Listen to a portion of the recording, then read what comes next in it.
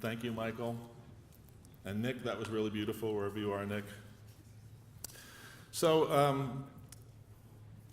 there's supposed to be a slide. Let's try this. Let's see what happens. There we go. Some of you are getting sick of this slide, I know, but I never get sick of it. So I'm going to start today, as I often do, with this pig, but first I wanted to share a few thoughts, just a few, prompted by Michael Pollan's new book, Cooked. I'll bet you some people in this room already have it and have looked at it, as well as by the events of the past few weeks, and then we'll get back to the pig and take it from there. Last week, I heard Michael Pollan on an interview on NPR, and he said, "Why have we allowed cooking, a critical human activity, to be outsourced to corporations?"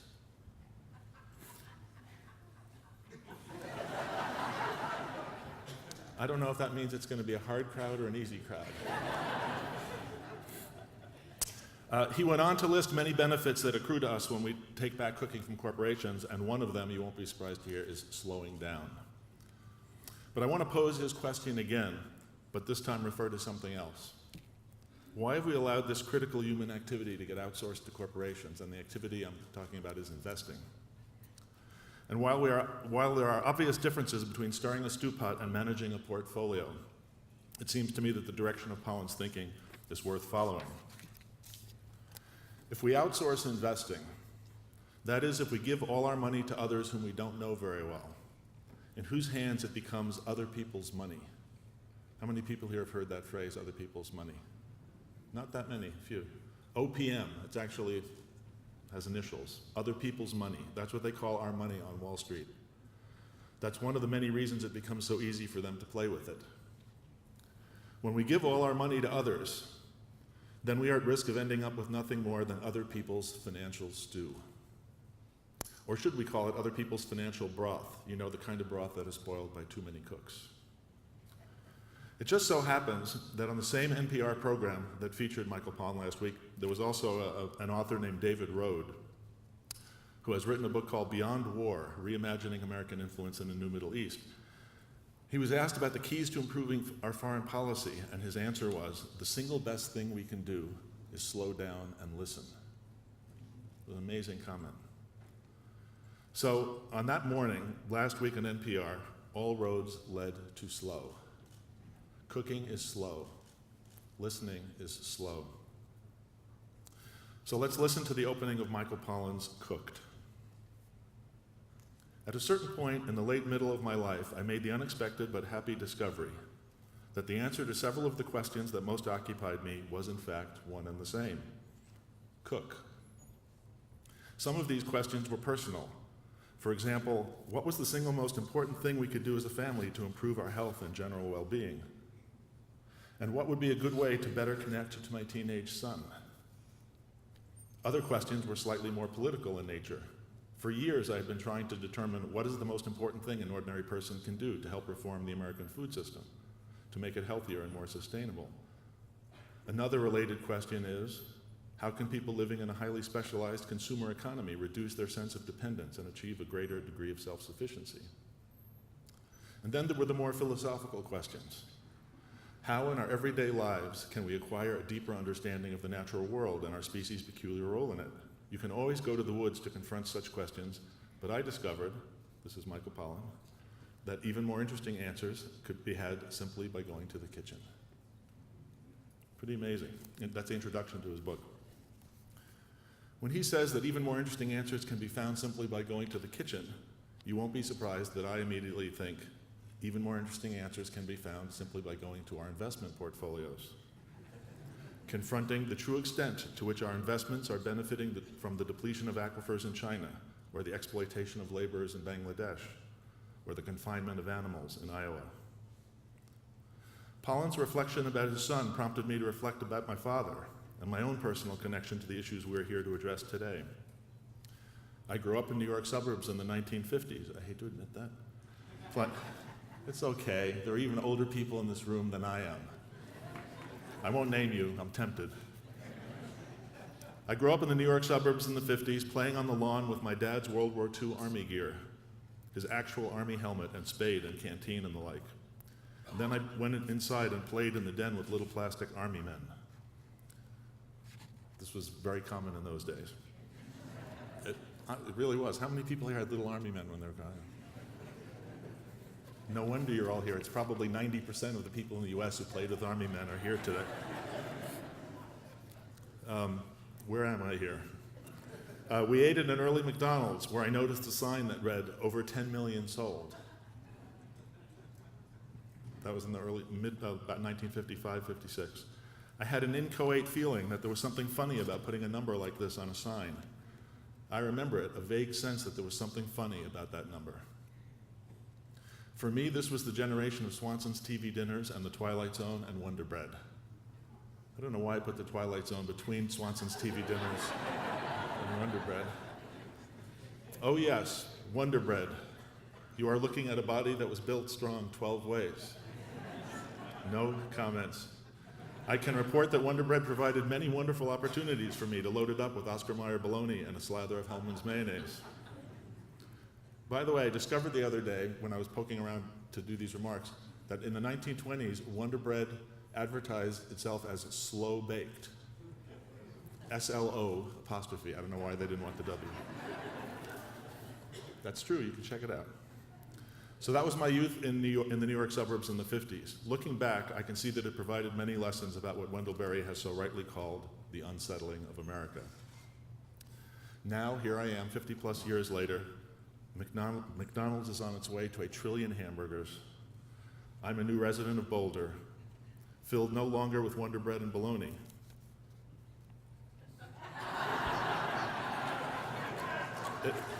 It didn't say pause there. But rather with displaced affection that has been unable to root itself sufficiently in any one place. I've dug 5 different gardens beside 5 different homes in 5 different towns over the past 25 years. This makes me pretty much an average American statistically in terms of moving around. It also makes me appreciate the importance of place through the process of getting to know new ones, but more deeply through the sense of loss that I experienced each time I picked up and moved. As many of you know by now, sense of place is one of the cornerstones of the SlowMoney principles. The others are care of the commons, carrying capacity, diversity, and nonviolence. Given the events of recent weeks, in particular the bombings in Boston, the explosion of the fertilizer plant in Texas, and the nuclear saber rattling in North Korea, I think we should spend at least a few minutes on the last of these cornerstones, nonviolence.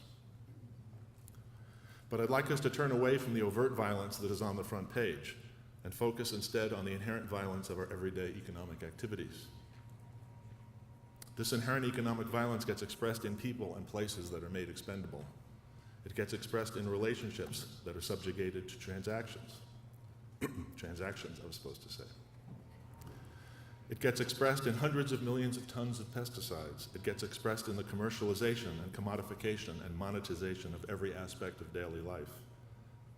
After the bombings, a reporter commented, "Events like this affect us after they've left our conscious minds. They linger outside of our conscious attention, but still affect us." So here are a few questions. What is the effect on our conscious attention of being a shareholder? What is the effect on our unconscious minds of absentee ownership? What is the effect on our unconscious doubts of $600 trillion of derivatives? What is the effect on our hearts of the Dow is up 75 points or down 75 points every time we turn on the radio, the TV, or the computer? What is the effect on soil fertility and community health of our money zooming around the planet, prioritizing global economic growth? All of which brings us around to where I was going to start today. Where's my pig? I need my pig. There we are. Whew, I feel better now. I was going to start by saying, welcome, fellow pig lovers and earthworms.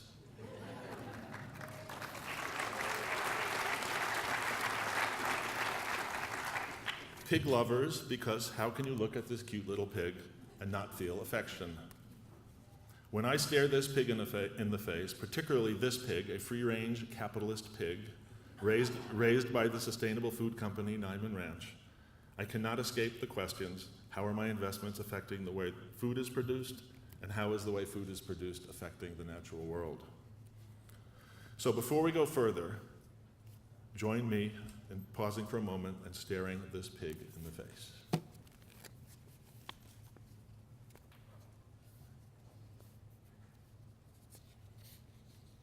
Welcome, fellow pig lovers. And welcome to fellow earthworms, because we are all working in the soil of a new economy. An economy that strives to be based less on extraction and consumption and more on preservation and restoration. But there's another kind of creature with us here in this room today, something much bigger than an earthworm or a pig. There's an elephant in the room, and its name is fiduciary responsibility. What is this thing called fiduciary responsibility? If we go all the way back to its roots in ancient Rome, a fiducia was a pledge of property between a borrower and a lender. Zooming to mid-19th century America, the foundation of what would become known as the prudent man rule was laid down in Harvard College versus Amory in 1830. I was hoping the pig would stay up there most of the time, but Justice Samuel Putnam defined a trustee's responsibility. Let's have a round of applause for the pig. Justice Samuel Putnam defined a trustee's responsibility to, quote, observe how men of prudence, discretion, and intelligence manage their own affairs, not in regard to speculation, but in regard to the permanent disposition of their funds, considering the probable income as well as the probable safety of the capital to be invested, unquote. Let's keep zooming towards the present all the way to 1989. I am sitting in a New York City conference room at Alliance Capital, a multi-billion-dollar gatekeeper for the venture capital industry. My audience is one Tony Hoberman, an Alliance Capital partner, and he states, I have a moral obligation to my investors to maximize return and minimize risk.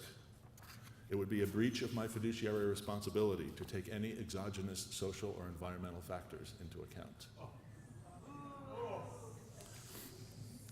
I'll never forget his use of the words moral and exogenous. For the fiduciary charged with allocating billions of dollars of venture capital, minimizing risk and maximizing return rises to the level of moral responsibility.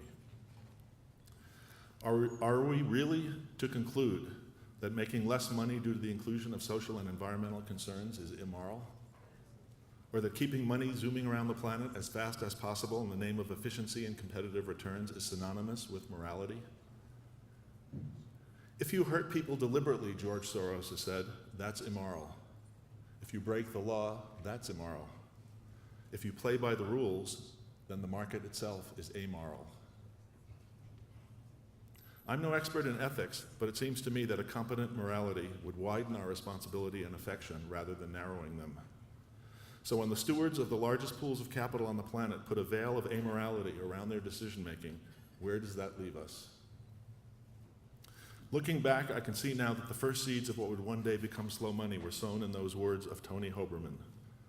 I have a moral obligation to my investors to maximize return and minimize risk.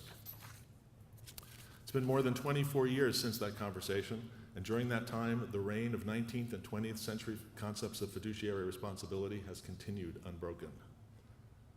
The grip of buy low, sell high has never been stronger. Television ads show infants in their cribs trading stock on their iPads, and I know we've all seen that ad. Anybody who has a TV has seen that. This is cute and funny up to a point, but up to another point, it is a horrible testimony to the colonization of every aspect of culture by the trading mentality.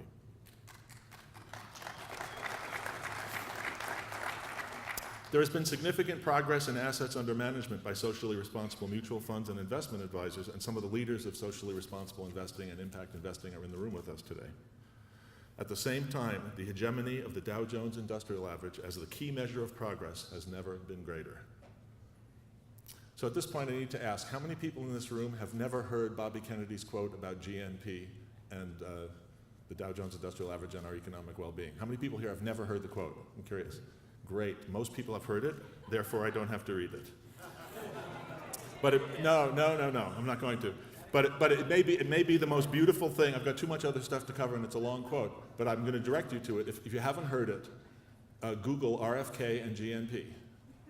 It is an amazing quote. It ends, I do have the last sentence in here. It says, the Dow Jones Industrial Average can tell us everything about America except why we are proud to be Americans. I'm just telling you, you will not believe it if you've never read this quote.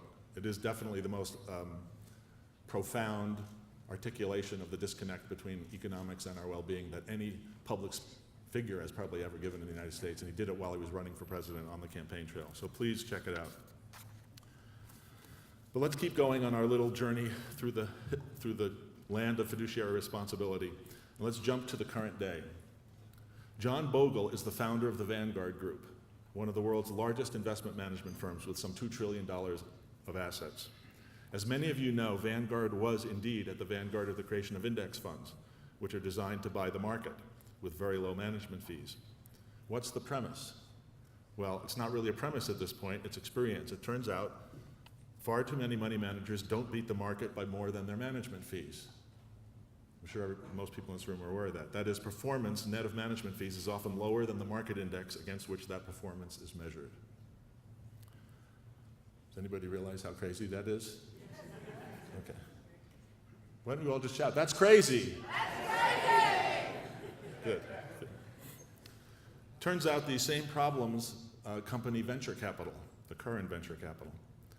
Given that we're here today to catalyze the flow of funding for a bunch of small private companies, or tomorrow, I should say, when the deals will be on the stage, it's important that we stare the little piggy of venture capital in the face. All right, are there any venture capitalists in the room? Oh, that's very disappointing. I know there are a few, at least, former venture capitalists in the room. We don't scapegoat people here. We really don't. Why isn't David Haynes in the room? David, if you're out there watching streaming, I'm mad at you for not being in the room. We're here planting the seeds of something called nurture capital. And we do so in the very large shadow cast by venture capital, whose high-flying, high-tech, capital-intensive methods tend to dominate our sense of the right way to invest in private companies. In May of 2012, the Kauffman Foundation published a report that made transparent the results of its experience investing in 100 venture capital funds over a period of decades. What was the conclusion of the report? The average venture capital fund fails to return investor capital after fees. That's crazy. Half of the venture capital funds in their portfolio, 50 funds, did not return their capital after fees. Nevertheless, here's what they conclude. This is a quote. The historic narrative of venture capital is a compelling story filled with entrepreneurial heroes, spectacular returns, and life-changing companies. The quest to invest in the next Google, I always have trouble saying that, Google, guarantees that venture capital will retain its allure and glamour, even in the face of disappointing results. So the narrative is still so strong, it captivates us. There's much we could deconstruct here about venture capital and the power of stories, but in the interest of time, let's just frame a choice. We can keep putting all our eggs in the basket of venture capital and high tech and globalization, or we can begin putting some of our eggs in the basket of nurture capital, an industry that doesn't quite exist yet, but which I believe we are in the process of seeding. If venture capital is a compelling story filled with entrepreneurial heroes and life-changing companies, then the story we are all writing here today and tomorrow, the story of nurture capital and the stories of the small food entrepreneurs who will grace this stage tomorrow, I think these stories are as compelling as the story of venture capital. Of course, you will all be the judge of that tomorrow. You guys better be good tomorrow, talking to the entrepreneurs. Which brings us back around to Vanguard founder John Bogle, whose decades of unparalleled fiduciary entrepreneurship have led him to conclusions about finance that make the Kauffman Foundation's report seem reserved. Bogle uses the word croupiers to describe financial intermediaries, and he calls the complexity of today's financial instruments a modern version of alchemy. Those are his words. In the Middle Ages, alchemy was about turning lead into gold. In today's world, alchemy is about turning our money into other people's money, then turning other people's money into bytes of information measured in milliseconds. Bogle concludes, by worshiping at the altar of numbers, these are his words, and by discounting the immeasurable, we have in effect created a numeric economy that can easily undermine the real one. I would remind you that Bogle is no academician or Occupy Wall Streeter. So this is where our journey through the history of fiduciary responsibility lands us, worshiping at the altar of numbers. It is more than, it's too depressing to just shout out, it's crazy. It's more depressing than that. No. Go ahead, you can say it's crazy. It is more than a little interesting that Bogle's comparison of the numeric economy to the real economy sounds downright Wendell Berry-esque. That's where it gets interesting. Berry writes about the differences between the human economy and what he calls the great economy. Listen to Wendell Berry. I'm going to have a few juicy Wendell Berry quotes here. The difference between the great economy and any human economy is pretty much the difference between the goose that laid the golden egg and the golden egg. For the goose to have value as a layer of golden eggs, she must be a live goose, and therefore joined to the life cycle, which means that she is joined to all manner of things, patterns, and processes that sooner or later surpass human comprehension. The golden egg, on the other hand, can be fully valued by humans according to kind, weight, and measure, but it will not hatch, and it cannot be eaten. To make the value of the egg fully accountable, then, we must make it golden. We must remove it from life. But if in our valuation of it we wish to consider its relation to the goose, I love this phrase, we have to undertake a different kind of accounting, more exacting, if less exact. We are all here today working in the direction of a different kind of accounting, an accounting that is more exacting, if less exact.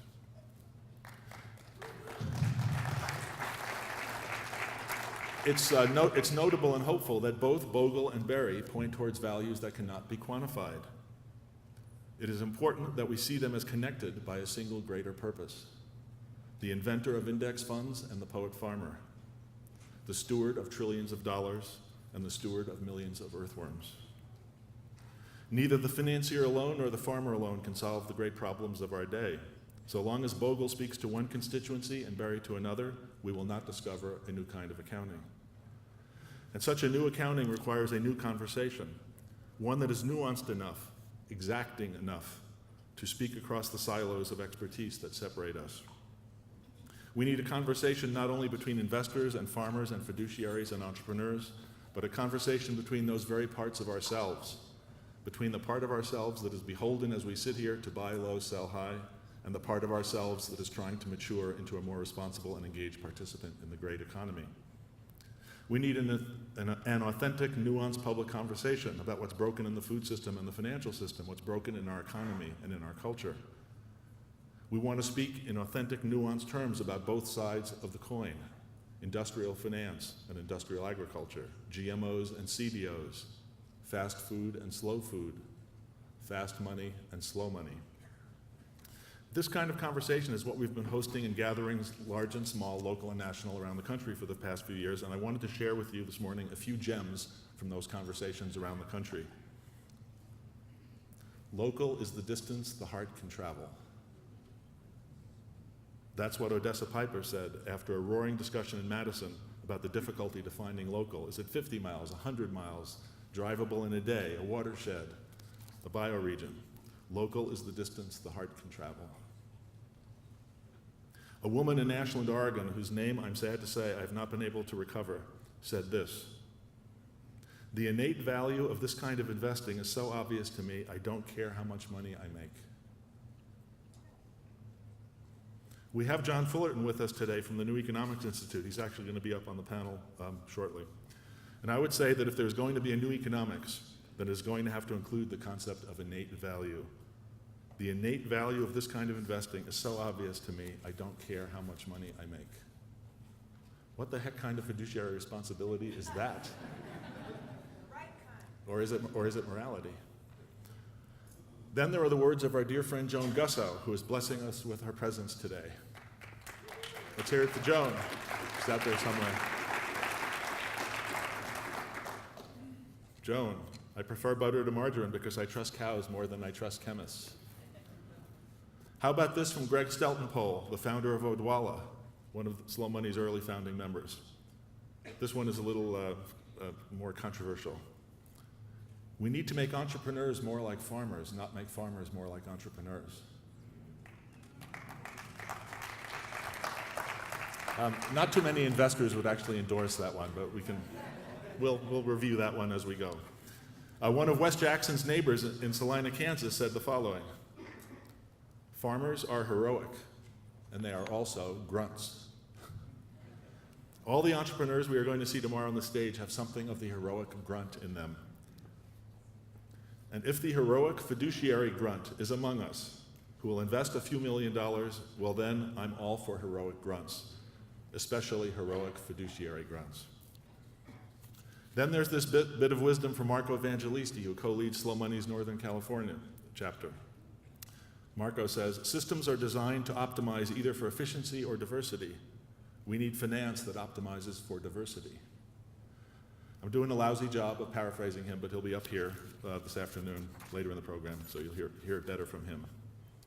One of my favorites comes from Elliot Coleman, who I'm proud to count as a SlowMoney board member. Want to talk about returns? At 1,000 to 1 in 4 months, a tomato seed makes even the highest flyers seem paltry. It's a really beautiful thing. And while we're appreciating the gems of such authentic, nuanced conversation, let's throw in E.F. Schumacher, who wrote in Small is Beautiful, the richer a society, the more difficult it becomes to do things that lack an immediate payoff. And while Schumacher is not with us in this room today, he is. David Orr has contributed many times and in many ways to this conversation, but let's just appreciate here his pithy description of entrepreneurship. Hope is a verb with its sleeves rolled up. I didn't do that on purpose. And finally, this from one Carlo Petrini. Think about the period of the Renaissance, the period of the Enlightenment, when investors would invest in things of beauty.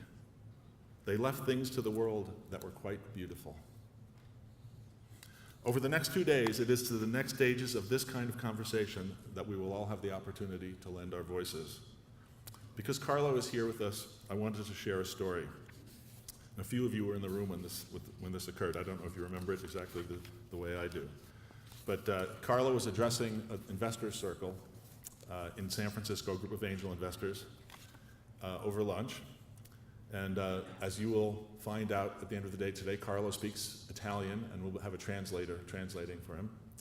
And he stood up and he said in Italian, "Our fate is in the hands of idiots."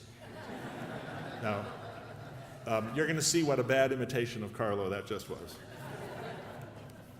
Whether he was referring to certain national political leaders or the management of companies that make GMOs and pesticides, I don't remember. But I do remember that in the same remarks, he listed brand names of herbicides and pesticides, commenting on how many of them incorporated overtly military references. Here are some brand names for pesticides and herbicides: Barricade, Brawl, Command, Guardsman, Gunslinger, Impact, kind of interesting, Marksman, Raptor, Squadron, Stealth, Surge, Vanquish, Everdeath, Doom, Fast Kill, Combat, and Bazooka. There is surely more than a little idiocy in a situation that provides financial incentives for the broad application of pesticides when less than 1% of these pesticides reach their targeted pests. Less than 1%. We could have a discussion about efficiency and diversity and violence in this regard, couldn't we? This kind of inefficiency is just one manifestation of even greater systemic economic inefficiencies. If the US consumes 25% of the world's resources but has only 5% of the world's population, we can hardly call the modern industrial economy efficient. If every day the global industrial economy consumes stored solar energy in the form of fossil fuels that it took 10,000 years to make, we can hardly call this efficient. But this didn't all come about because the people at the helm of industry are idiots. It came about because people who are just a bit too clever for the overall good of future generations. So, Carlo, I think you're in the room somewhere.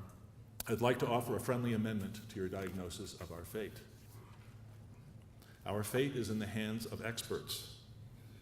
Our fate is in the hands of technologists. Our fate is in the hands of fundamentalists, by which I mean not only religious fundamentalists, but free market fundamentalists as well. Surely our fate is in the hands of military industrialists, even more than it was when President Eisenhower issued his prescient warning after World War II. And our fate is in the hands of fiduciaries. But if it is true that our fate is in all those hands, it is also true that we hold the seeds of a different future in our own hands. It's a future towards which the phrases slow money and nurture capital point. It's a future that will have fewer industrial farmers who spend only 45 minutes per year on each acre of their land. Just think of the process, what that means. That's right. The typical large-scale industrial corn and soybean farmer spends only 45 minutes a year on each acre of their land. What do you want to call that? Efficient agriculture? Fast? Crazy. Fast agriculture? Abusive agriculture. Phrases like fast agriculture and slow money and nurture capital and innate value, and maybe even heroic grunt, begin to give us a vocabulary with which we can have our new conversation. So in this spirit, in the spirit of not only seeking a new kind of accounting, but also of looking for new language, I would like to offer a new term today. I want to get down into the linguistic soil and get our hands dirty, and I want us to have a little fun, since economics is such a dismally dull science and humor a much-needed antidote. So, bear with me and entertain for a few playful moments the idea of turning the concept of fiduciary responsibility around all the way down to the very word itself. So here it is, a new term to contribute to our new conversation.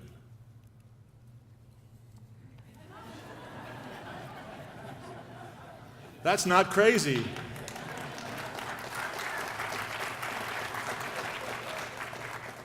A few of us are here today as fiduciaries, but all of us are here today as budding fiduciaries. It's going to be really hard for me to get through the next part of this. Stick with me. It's not entirely inappropriate to opine, because I'm going to go back and forth between the serious and not quite so serious, that if we chase down fiduciary this and internal rate of return that, we get to the most fundamental struggle of all, the struggle between arithmetic and real life, the struggle between numbers and words. Here's how John Bogle puts it. Today in our society, in economics and in finance, we place far too much trust in numbers. Numbers are not reality. And in his book, that's in italics. Numbers are not reality. At best, they are a pale reflection of reality. At worst, they are a gross distortion of trust, wisdom, character, ethical values, and the hearts and souls of the human beings who play a central role in all economic activity. Then he quotes Albert Einstein. I think many in this room have heard this quote. Not everything that counts can be counted, and not everything that can be counted counts. So, are we to find our way to a restorative economy merely by piling a new set of numbers, triple bottom line this and social return on investment that, alongside the old set of numbers? Or dare we go further? Dare we challenge the limits of quantitative analysis altogether? Could we ever, in the name of imagination and affection and place, assert the primacy of words over numbers? Now, before you go rushing for the exits, this is an investment conference, I would point out that more than 500,000 Americans are already doing this after a fashion. That's how many folks belong to CSAs around the country. I've asked many thousands of people, many hundreds of CSA members, over the past few years, how many of you ever calculated quantitative metrics supporting your decision to join the CSA? Oh, I'm glad you're laughing. Food miles, price, nutrient density, pesticide levels, organic matter in the soil, anything like that. In the 4 years of asking that question, only one person raised their hand. This means that hundreds of thousands of Americans are using a sense of innate value to prepay for food from a local farmer. They are entering into an arrangement that is part investment decision, part consumption decision, part transaction, part relationship, part capitalism, part socialism, both deeply conservative and deeply liberal. This is why I like to think of slow money as the CSA of investing. We're a network, a bunch of distributed relationships rather than a centralized fund. We're a bunch of reasons and intentions and values rather than a single technique or strategy. We're as non-fiduciary as possible, as direct, as disintermediated as possible. We want to spend more, lots more, than 45 minutes on each financial acre. And we want to turn fiduciary responsibility into something very different. So I want to return to Wendell Berry as our guide. Some of you may recognize the following passage from his seminal work, The Unsettling of America. I'll never forget reading this passage. When I first became chairman of Investor Circle, I read it. And the energy in the room was palpable. And I think the reason is that even though the word fiduciary does not appear in this passage, in it Wendell is looking into the heart of the investor. So here's the passage. I conceive a strip miner to be a model exploiter, and as a model nurturer, I take the old-fashioned idea or ideal of a farmer. The exploiter is a specialist, an expert. The nurturer is not. The standard of the exploiter is efficiency. The standard of the nurturer is care. The exploiter's goal is money, profit. The nurturer's goal is health, his land's health, his own, his family's, his community's, his country's. Whereas the exploiter asks of a piece of land only how much and how quickly it can be made to produce, the nurturer asks a question that is much more complex and difficult. What is its carrying capacity? That is, how much can be taken from it without diminishing it? What can it produce dependably for an indefinite time? The exploiter typically serves an institution or organization. The nurturer serves land, household, community, place. The exploiter thinks in terms of numbers, quantities, hard facts. The nurturer in terms of character, condition, quality, kind. So with the deepest gratitude to Wendell, I hope I'm not offending you, Wendell, or Mary. Let's take a few steps forward from fiduciary to something not quite so serious, but just as important, fiduciary. A fiduciary, this is going to be hard for me to get through without stumbling. A fiduciary focuses on growing portfolios. A fiduciary focuses on growing food. A fiduciary minimizes risk and maximizes return. A fiduciary minimizes chemical additives and maximizes taste. A fiduciary seeks the straightest, shortest line between buying low and selling high. A fiduciary thinks seasonally, generationally, and embraces the cycles of life. A fiduciary thinks in terms of millions and billions of dollars. A fiduciary thinks in terms of household income and keeping the farm. A fiduciary believes in hockey sticks. From you, it'd be that way. Everybody know what a hockey stick is? Financial projections that zoom upward with no end in sight. A fiduciary believes in pitchforks, triple-tined and poised to enter the earth. A fiduciary knows the direction of his stocks. A fiduciary knows the whereabouts of her flocks. Thank you for chuckling. A fiduciary is an expert who strives to increase wealth. A fiduciary is an amateur who strives to improve health. There's nothing funny about a fiduciary, but being a fiduciary may not be all that funny either. At least it offers the potential for a little mirth and a warm heart. And this is why I love Slow Food and Carla Petrini. Slow Food's commitment to culture and taste and the pleasures of the table warms the heart. And while it takes up nonviolent arms against many of the worst excesses of industrial agriculture, it also brings a smile to the face and something beautiful to the palate. This is the beauty of Slow Food, and Carlo, I hope it may also be the beauty of Slow Money. There is much that we are fighting against: GMOs, pesticides, endocrine disruptors, hunger, obese kids, ultra-fast trading, short-termism, soil erosion. We are fighting against food with empty calories and portfolios with empty profits. But there is more, much more that we are fighting for: health, conviviality, diversity, entrepreneurship, stewardship, sense of place, living wages, Frog Hollow peaches, Coyote Creek eggs, Jackrabbit Hill wine, Four Season Farm carrots, Cure Farm mustard greens, the black willows that line the Kentucky River near Port Royal, the orchards on the mesas south of Grand Mesa, wild blueberries on Chappie, the rebuilt barn at Shepherd's Way, the oysters of Willapa Bay, wild rice in the streams of the Menominee, feral bees, the pigness of the pig, to use Joel Salatin's wonderful phrase, happy earthworms, mycorrhizae, symbiosis, leaf, soil, root, peace. There is so much more to fight for than to fight against, and there is so much more to invest in. Admittedly, the $25 million, that's what we're up to as of yesterday, that has been invested in 200 small food enterprises over the past 3 years by Slow Money folks around the country is only a beginning. There should be some applause at this point.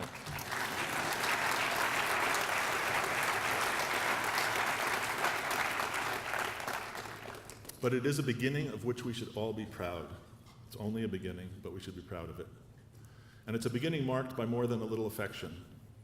Michael Brownlee mentioned biophilia. The phrase comes from E.O. Wilson, who gave us the phrase biodiversity. And one of the definitions is the innate affection humans feel for all other living organisms. Isn't that what we sense when we stare this pig in the face? If the idea of affection seems quaint or ineffectual given the challenges of the food system or the complexities of modern financial markets, then I say it is affection that will reconnect us to place, to the land in that place, to one another as inhabitants of that place, and to the food and farming enterprises that turn a place into a community. It is affection that will give us the gumption to take some of our money from over there, that abstraction called global financial markets, and put it to work here, near where we live, with our neighbors and things that we understand, starting with small food enterprises. And the nice thing about affection is that it cannot be outsourced. It is slow. It is nonviolent. So let's stare this pig in the face one last time.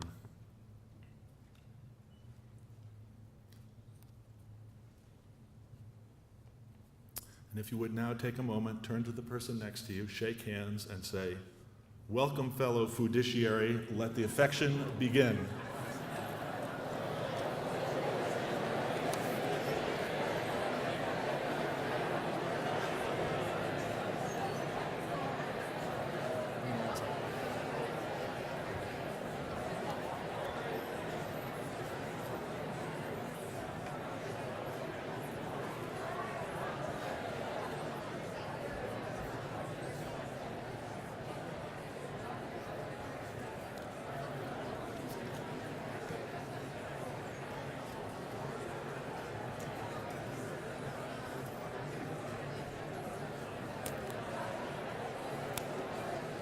All right, that's enough foodiciaryizing.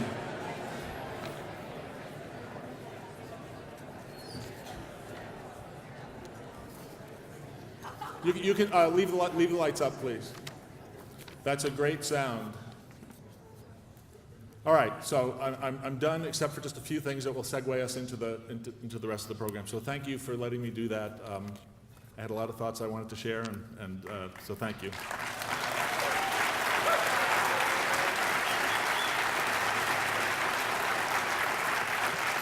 All right, there are more than 16 Slow Money chapters across the United States. I say more than 16 because at the retreat we just had over the weekend, we discovered that there were a whole bunch more than we had previously understood. Don't ask me what a chapter is. We also have 6 Slow Money investment clubs. They have some more structure. We know what they are. We have a new chapter in France and one likely to be formed in Australia. Raphael Souchier and Emmerich Young, where are you? You're here. They're here. Jerry Keogh, where are you? Jerry Keogh, you're here somewhere, aren't you? Jerry, where are you? She's probably jet lagged, but she's here from Australia. I would like to give a special shout out to our steering committee, Arno Hesse, Marco Evangelisti, Derek Denkler, Carol Pepe Hewitt, and Lindsay Weld. Will you all please stand?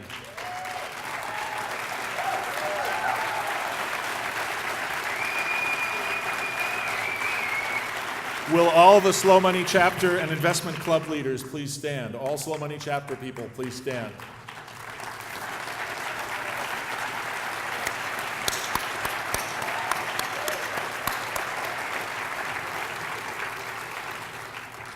I don't know if you think $25 million into 190 deals over 3 years is a lot. It is a lot, and it's done all by volunteers, by those people.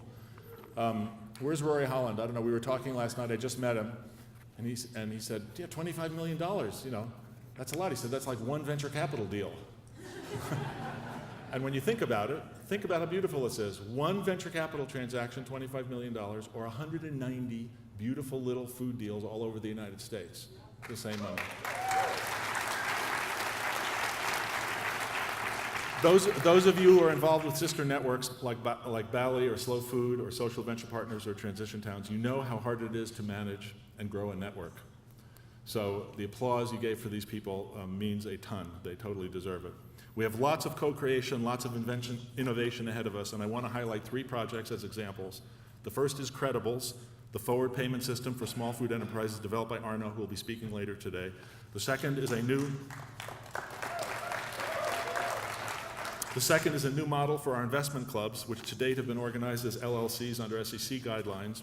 In Aspen, Nashville, and Ashland, Oregon, folks are looking at an innovative nonprofit club model. Lindsay Weld, she already stood up, but she's going to be on the stage tomorrow talking about investment clubs. She organized the first one in Maine. And lastly, here's a little surprise, Gather Round, our new internet funding portal.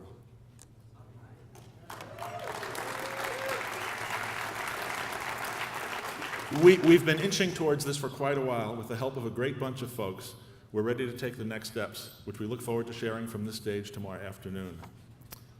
And I think I'll just leave it at that and just say there's an extraordinary level of collective intelligence and vision in this room. And I look forward to working with you all to turn that vision into life.